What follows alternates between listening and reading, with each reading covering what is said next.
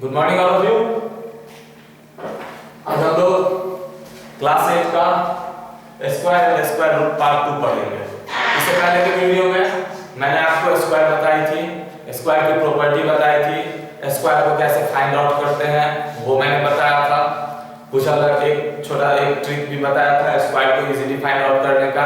इसके अलावा जो आपका अलजेब्रिक मेथड है a + b का होल स्क्वायर - b के होल स्क्वायर पर किस तरह से हम स्क्वायर को निकाल सकते हैं ये भी हमने देखा था। इसके अलावा हमने देखा था कि कोई दो नंबर का स्क्वायर जैसे 12 स्क्वायर और 13 का स्क्वायर इसके बीच के नंबर कितने हैं उसको निकालना हमने देखा था। तो ये सब चीजें अगर आपने नहीं देखी हो तो इसका पार्ट 1 वीडियो इससे पहले अपलोड हो चुका है, वो देख लें। और आज हम लोग पढ़ेंगे उससे नेक्स्ट का टॉपिक। सबसे पहला टॉपिक आज हम पढ़ेंगे पाइथागोरियन ट्रिपलेट्स। ठीक है,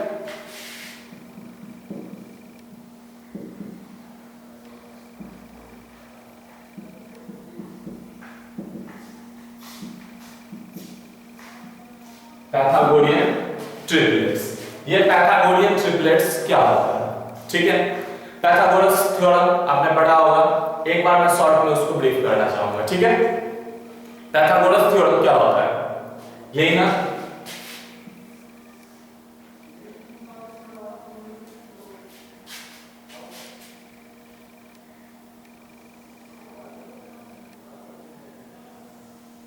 ये क्या है बेटा? एक राइट एंगल ट्रायंगल। ठीक है, राइट एंगल ट्रायंगल है ये। राइट एंगल ट्रायंगल में ये सपोज करो ए बी एंड सी। यहां पे ए बी ये क्या है? बेस है। इसे क्या कहते हैं?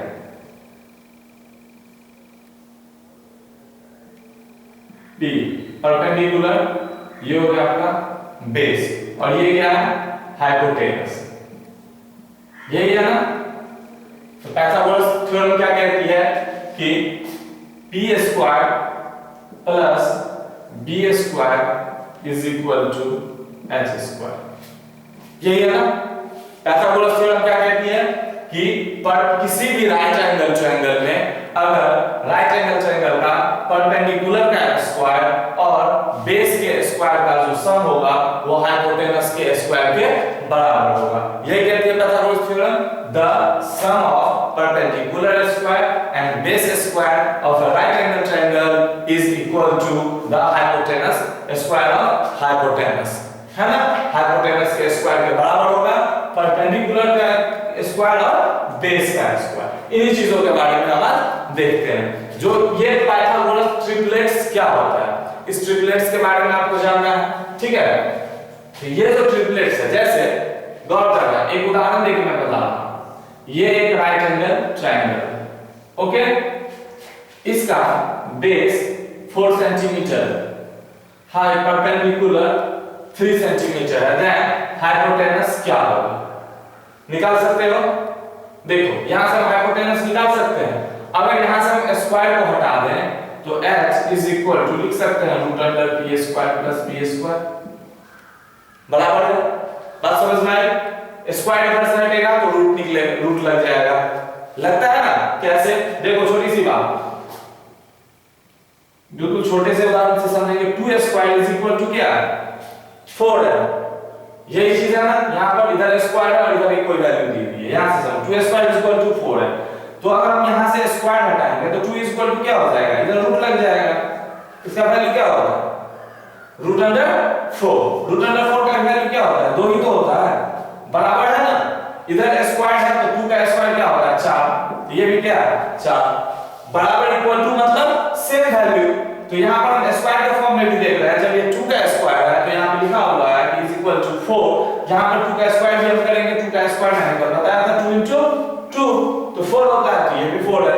अगर हम लोग जैसे ही कहीं से भी अगर हम बेटा स्क्वायर को हटाते हैं एक साइड से तो दूसरी तरफ हम रूट लगा देते हैं, देन वैल्यू उसकी क्या हो जाती है? इक्वल हो जाती है। ये चीज देख के आपको समझ में आ गई होगी। ठीक है,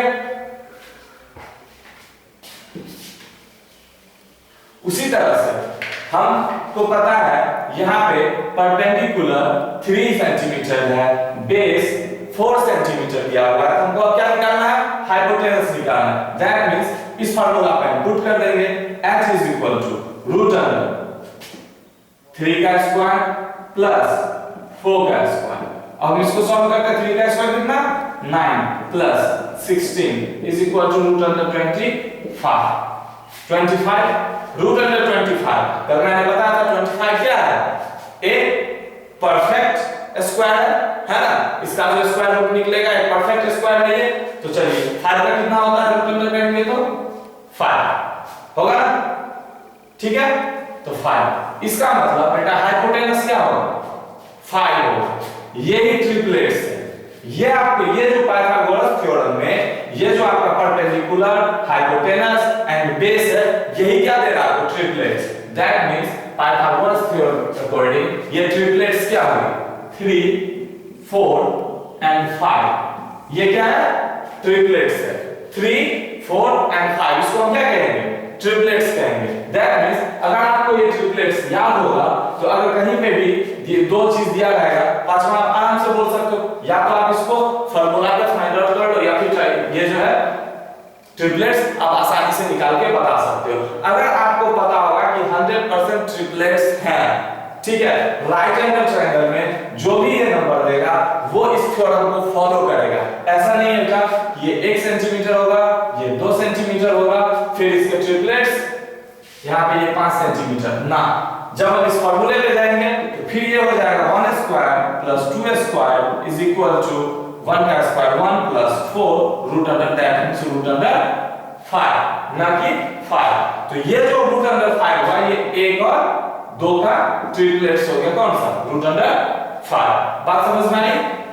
मतलब राइट एंगल ट्रायंगल में जो भी ये चीजें दी हुई होंगी ये तीनों को जब हम एक साथ लिखेंगे ये क्या होगा this is the triplets Pythagorean triplets जो पाइथागोरस थ्योरम पर बेस्ड है। और जो भी ये तीनों का वैल्यू देता है किसी भी राइट एंगल ट्रायंगल का जो वैल्यू होता है उसके बेस का वैल्यू उसके परपेंडिकुलर का वैल्यू और उसके हाइपोटेनस का वैल्यू वो तीनों क्या कहलाता है ट्रिपलेट्स पाइथागोरियन ट्रिपलेट्स। अब देखो ये पाइथागोरियन ट्रिपलेट्स ये तो हम लोग पढ़ते हैं ज्योमेट्री में है ना।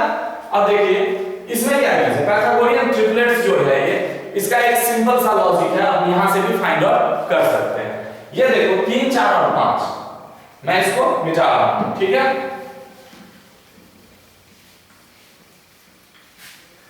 ये बातें आपको समझ में आ गई कि 3 4 और 5 ये क्या था पाइथागोरियन ट्रिपलेट्स।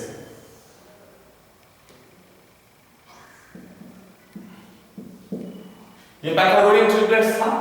इसमें देखो एक रिलेशन है बेटा, ठीक है, इसमें एक रिलेशन है। क्या रिलेशन है देखिए गौर से देखिए,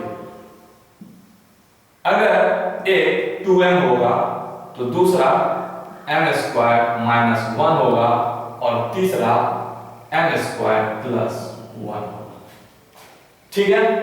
दूसरी बात एक बात और याद रखिएगा कि जो भी ये पाइथागोरस थ्योरम में यानी कि एक राइट एंगल ट्रायंगल में हमेशा हाइपोटेनस क्या होगा सबसे बड़ा साइड होगा। हाइपोटेनस क्या होगा सबसे बड़ा साइड होगा। जब ये सिंपल सी लॉजिक है, जब ये सबसे बड़ा साइड है तभी तो हम h² = p² + b², इन दोनों के स्क्वायर का सम अगर इसके बराबर है दैट मींस डेफिनेटली ये सब दोनों से क्या है बड़ा है। तो इस दोनों के स्क्वायर का सम जोड़ने पर इसके स्क्वायर का सम आता है ना। तो अगर कहीं पे क्या दिया जाए किसी जगह पे अगर लिखा हुआ हो कि एक एक राइट एंगल ट्रायंगल बनाइए जिस राइट एंगल ट्रायंगल का बेस 5 सेंटीमीटर हाइपोटेनस 3 सेंटीमीटर और परपेंडिकुलर 4 सेंटीमीटर हो।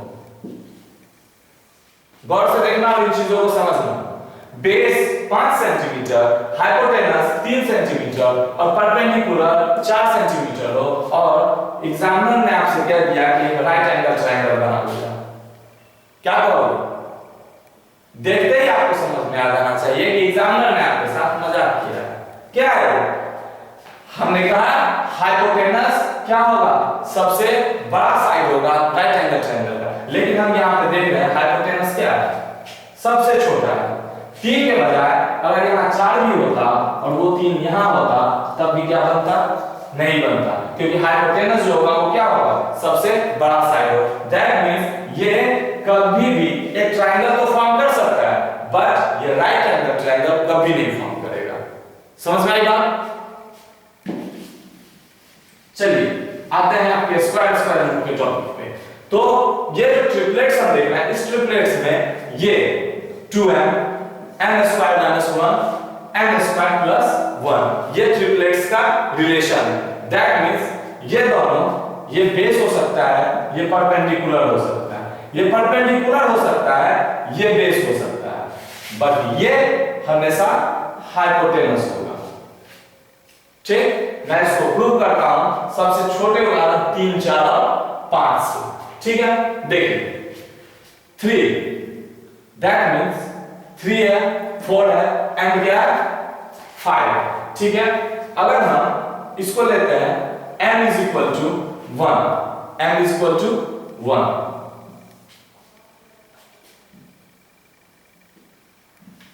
अगर हम m की वैल्यू 1 लेंगे, दैट मींस पहला जो होगा 2 into 1, दैट मींस 2, उसके बाद 1 का स्क्वायर माइनस 1, देखिएगा गौर से, 1 का स्क्वायर माइनस 1 कितना हो जाएगा 0, और यहां पे 1 का स्क्वायर प्लस 1 ये क्या हो गया 2। अब बता बेटा क्या ये ट्रिपलेट्स हैं? नहीं है, ये ट्रिपलेट्स नहीं है। फिर ट्रिपलेट्स क्या है? अगर हम इसकी वैल्यू ले लेते हैं कितना 2, 2 into 2 कितना हो जाएगा 4, 2 का square minus 1, 4 minus 1 is equal to 3 and 2 का square plus 1, that means 4 plus 1 is equal to 5। ये ट्रिपलेट्स हैं, ये ट्रिपलेट्स हैं। आपको ये देखो, एक 4, एक 3 और हाइपोटेनस 5, यही तो ट्रिपलेट्स हैं या नहीं है? जहां मैंने क्या कहा, पाइथागोरस थ्योरम क्या कहता है, हाइपोटेनस का square is equal to perpendicular का स्क्वायर प्लस बेस का स्क्वायर। देख लो हाइपोटेनस का स्क्वायर 5 का स्क्वायर कितना 25 बराबर है परपेंडिकुलर का स्क्वायर 3 का स्क्वायर कितना 9 प्लस 4 का स्क्वायर 16 इज इक्वल टू 25। एक और उदाहरण देखते हैं, फिर आपको ये बात समझ में आ जाएगी, क्लियर हो जाएगी। दूसरा उदाहरण, एक ट्रिपलेट्स लेते हैं 6, 8 और 10, ये ट्रिपलेट्स है। ये क्या है? ट्रिपलेट्स है। कैसे? देखो, ये तो डेफिनेटली सबसे बड़ा नंबर है, सबसे बड़ा क्या है वैल्यू 10 है इस ट्रिपलेट्स में, तो 10 क्या होगा हाइपोटेनस होगा। तो 6 का स्क्वायर प्लस 8 का स्क्वायर इज इक्वल टू 10 का स्क्वायर। देखो होता है या नहीं, 36 प्लस 64 इज इक्वल टू 100। इसकी भी वैल्यू ऐड कर दो, 36 प्लस 64 100 इज इक्वल टू 100। ये पाइथागोरस थ्योरम को फॉलो कर रहा है, ये तो फॉलो कर रहा है ना कि h square is equal to p square plus b square. That means ये क्या है ट्रिपलेट्स है। अगर ये ट्रिपलेट्स हैं, अगर बेटा ये ट्रिपलेट्स हैं तो दूसरा बाकी ट्रिपलेट्स होंगे या नहीं, या फिर इस थ्योरम को ये कैसे फॉलो करता है, इन चीजों को देखो। देखो अगर हम 3 का स्क्वायर यहां पर m की वैल्यू यहां पर क्या है 3 है, m की वैल्यू क्या है 3 है, 2 into 3 6, 3 का स्क्वायर माइनस 1 8, फॉलो कर रहा है इसको, ये जो मैंने बताया है इसको फॉलो कर रहा है। फिर 3 का स्क्वायर प्लस 1, 3 3 जा 9 प्लस 1 10, फॉलो किया, समझ में आई। अगर आपको क्वेश्चन में इस तरह से कोई एक ट्रिपलेट्स दिया हो तो बाकी के ट्रिपलेट्स आप निकाल सकते हो, 2 ट्रिपलेट्स दिया हो देन और इजी है, आराम से निकाल सकते हो बिना पाइथागोरन थ्योरम का यूज किए हुए। आप इस पाइथागोरियन ट्रिपलेट्स की समझ जो है 2m और दूसरा m square minus 1 and m square plus 1, इससे आप फाइंड आउट कर सकते हो, है ना। देखो अगर हम नंबर 4 ले लेते हैं, एक बेटा एक्सेप्शन का केस, नंबर 4 ले लेते हैं, तो 4 2 जा 8, 4 का स्क्वायर माइनस 1, 4 का स्क्वायर माइनस 1 कितना हो जाएगा 15 एंड 4 का स्क्वायर प्लस 1 यानी कि ये 17। अब इसको ऐड करके देखो ये ट्रिपलेट्स होंगे या नहीं होंगे। दोनों का स्क्वायर 8 का square 64 plus 2 2 5 is equal to 17 का स्क्वायर, 17 का स्क्वायर कितने हो जाएंगे 329, सॉरी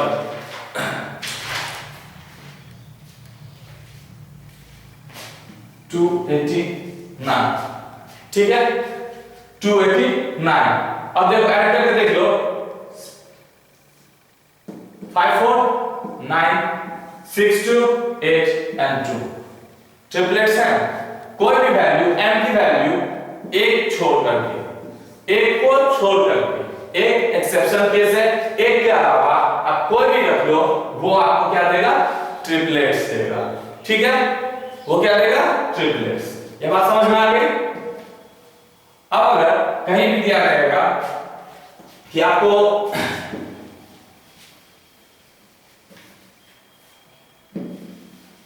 यहां पे दिया है सिर्फ लिख देगा n is equal to 12, then find the triplets, निकाल सकते हो 24, 12 का स्क्वायर कितना हो जाएगा 144 minus 1 143 and 12 का स्क्वायर 144 plus 1 145। ये ट्रिपलेट्स होंगे, ये क्या होंगे ट्रिपलेट्स होंगे। समझ में आ गई बात। चलिए अब हम लोग चलते हैं स्क्वायर रूट की तरफ।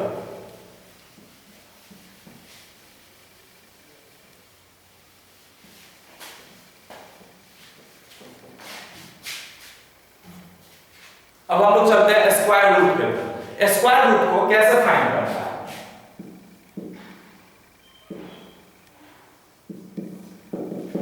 स्क्वायर को तो आपने फाइंड कर लिया।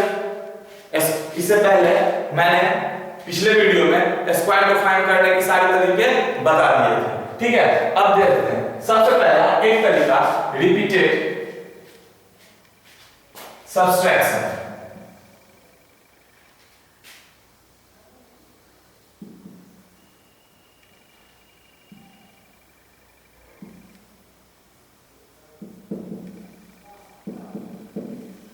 रिपीटेड सब्सट्रैक्शन, रिपीटेड सब्सट्रैक्शन से हम स्क्वायर रूट कैसे निकालते हैं ये हम जानेंगे। ये 100% उसी ट्रिक पे वर्क करता है जो मैंने इससे पिछली वीडियो में बताया था कि अगर हम 3 4 या फिर कोई भी अगर हम ऑड नंबर को जोड़ते हैं तो ऑड नंबर में जितने नंबर होते हैं उसका जो स्क्वायर होता है वो उसके सम के बराबर होता है। जैसे 1 + 3 लगातार कंसेक्यूटिव ऑड टर्म जो होता है उसको जब हम ऐड करते हैं तो कितने नंबर है एक और 2 नंबर है, इसका मतलब इसका सम क्या हो जाएगा 2 का स्क्वायर 4 1 + 3 + 5 + 7 है ना।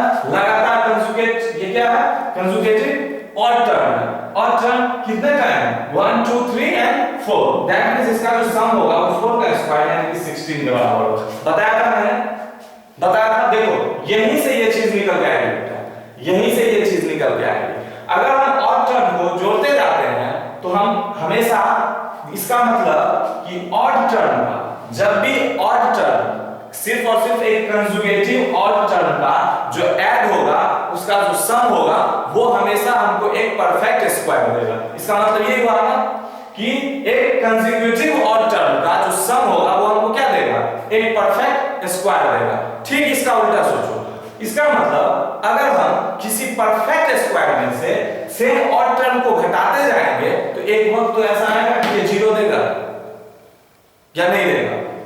अगर हम समझना ठीक से, अगर हम लगातार ऑड संख्या जो है ऑड नंबर उसको जोड़ते हैं तो कोई भी कितने भी लगातार ऑड नंबर को जोड़े 2 तक जोड़े 4 तक 10 तक या फिर सो ऑन जहां तक भी हो जोड़े तो वो हमको हमेशा एक परफेक्ट स्क्वायर देता है।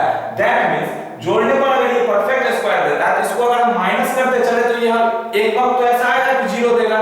जैसे देखो ये 4 है, 4 में से हम माइनस करते हैं लगातार उसी जिस तरह से लगातार हम कंसेक्यूटिव ऑड टर्म को जोड़ते जा रहे हैं लगातार हम ऑड संख्याओं को कंसेक्यूटिव ऑड संख्याओं को घटाएंगे, ना कि 3 के बाद 5 5 के बाद 9 ये नहीं, लगातार ऑड नंबर 1 के बाद 3 5 7 9 11 13 एंड सो ऑन। ठीक है, तो 4 में से हम क्या करते हैं -1 सबसे पहले तो 4 - 1 कितने हो जाएगा 3।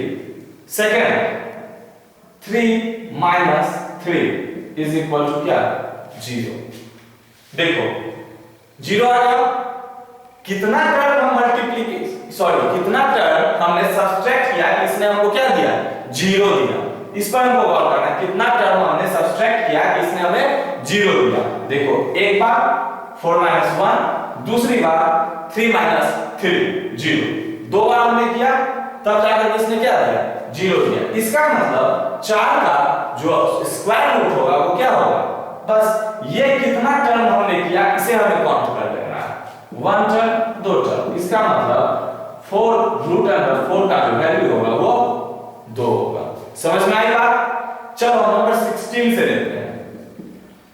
16, ठीक है, आपसे जो पूछा जाएगा बेटा वो हमेशा परफेक्ट स्क्वायर पूछा जाएगा आपके क्लास में, इसलिए आप बेफिक्र रहो। आप ये मत सोचना कि 15 का सर फिर 14 का कैसे निकालेंगे, आपके क्लास में होता तो डेफिनेटली मैं बताता, ठीक है, उसके भी निकालता, बट वही पॉइंट मिलती है। लेकिन आपको डेसिमल वाला दिया नहीं है तो आपको जानने की जरूरत फिलहाल इस क्लास में नहीं है। तो चलिए, आपको आपसे हमेशा एक परफेक्ट स्क्वायर ही पूछा जाएगा। तो 16, अब 16 है तो हम 16 को कैसे इस मेथड से निकालें, तो मैंने क्या कहा, लगातार ऑड नंबर को उससे सब्सट्रैक्ट करना।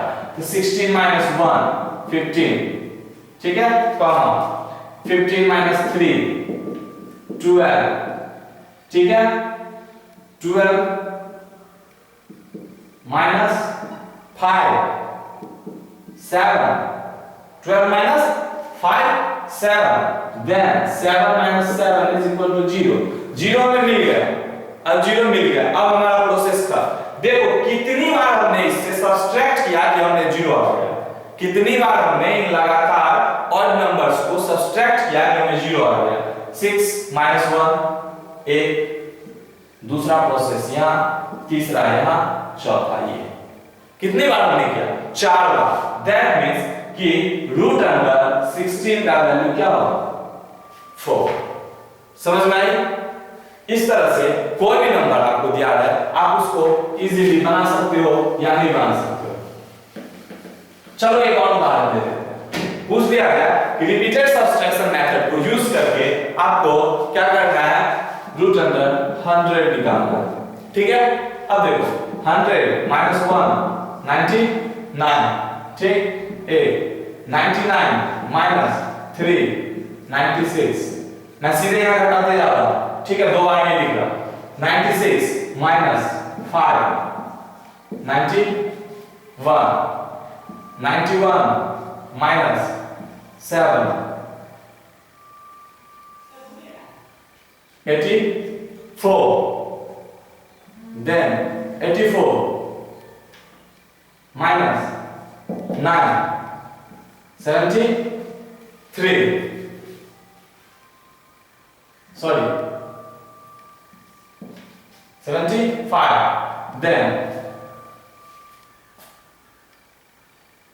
75 - 11 is equal to 64, 64 - 30 is equal to 51, 51 - 15 is equal to 36, 36 - 70 is equal to 90, and then 90 - 90 is equal to 0।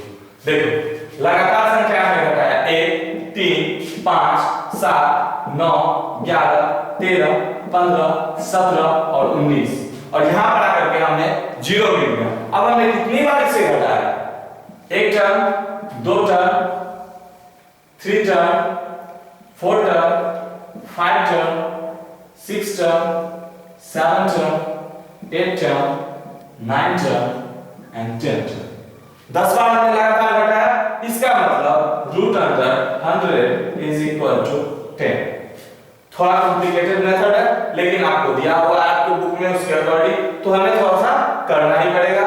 ठीक है, तो आप इन चीजों को समझेगा। कॉम्प्लिकेटेड टर्म उतना भी नहीं है, आपसे जो भी स्क्वायर पूछा जाएगा, छोटा छोटा स्क्वायर पूछा जाएगा, तो आप 2 4 5 10 बार बार घटा करके इजीली जो भी जितने टाइम तक सब्सट्रैक्ट करने के बाद हमें 0 ना फाइंड हो जाए तब तक हमें क्या करना है, कंजुगेटिव और टर्म्स को सब्सट्रैक्ट करना है। एंड देन जब हमें 0 फाइंड हो जाए तब हम क्या करेंगे, उस नंबर्स को कि कितनी बार हमने सब्सट्रैक्ट किया है उसको हम काउंट कर करेंगे और वो काउंट करने के बाद जो हमें नंबर मिलेगा वही काउंटिंग का नंबर, उसका क्या होगा, स्क्वायर रूट होगा। ये था आपका पहला तरीका, ठीक है।